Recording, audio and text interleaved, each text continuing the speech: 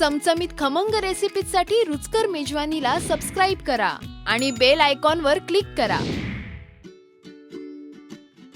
मुळ्याची भाजी जनरली सगळ्यांना आवडत नाही, पण ही भाजी खूप पौष्टिक असते। तर आपण ह्याची एक छानशी भाजी बनवूया। एका कढईमध्ये आपण 3 टेबलस्पून तेल गरम करून घेऊया। तेल गरम झालेलं आहे।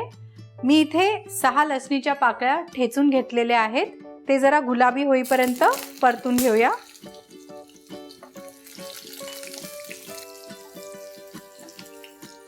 लसूण छान आपण तळून घेतलेली आहे। त्यात आपण 4 हिरव्या मिरच्याही घालून घेतलेल्या आहेत आणि इथे मी 2 कांदे मीडियम साइजचे बारीक चिरून घेतलेले आहेत, तेही घालूया आणि हे गुलाबी होईपर्यंत जरा परतून घेऊया।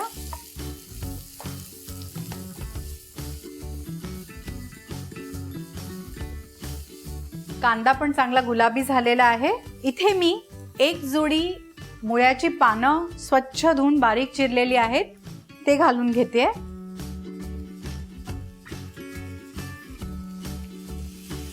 ही मुळ्याची पानं 1 मिनिट आपण परतून घेऊया।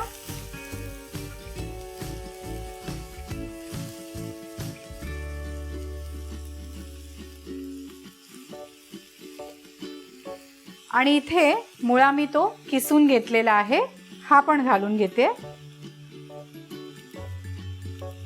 हे आपण आता व्यवस्थित मिक्स करून घेऊया।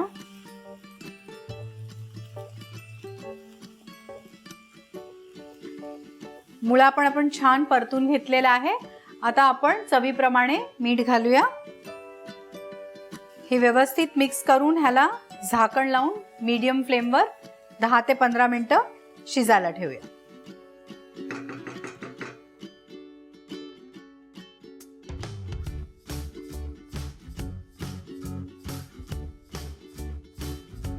साधारण 10 मिनिटं आपण ही मुळ्याची भाजी शिजायला ठेवली होती। ह्या भाजीला शिजायला जास्त वेळ लागत नाही, शिजलेली आहे। आता ह्याच्यात आपण 1 वाटी ओलं खोबरं किसलेलं घालूया। हे व्यवस्थित मिक्स करून घेऊया।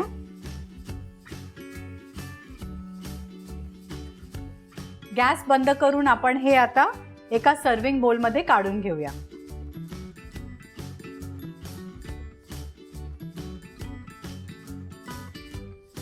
ही भाजी इतकी दिसायला छान दिसते आणि चवीलाही छान झालेली आहे। ही भाजी तुम्ही चपाती किंवा भाकरी बरोबर खाऊ शकता। सोपी आहे बनवायला, तर ही नक्की तुम्ही ट्राय करा आणि मला कळवा। अशाच सोप्या रेसिपीजसाठी रुचकर मेजवानीला सबस्क्राइब करा।